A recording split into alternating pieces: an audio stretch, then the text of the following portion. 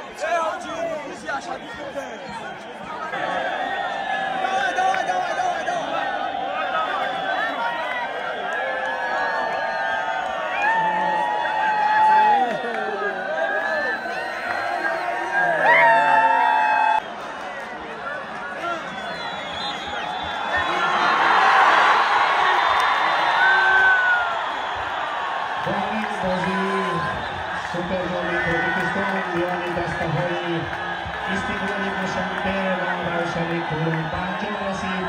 حساب 0-1 به فایده دسته روشن. مبارک باشد.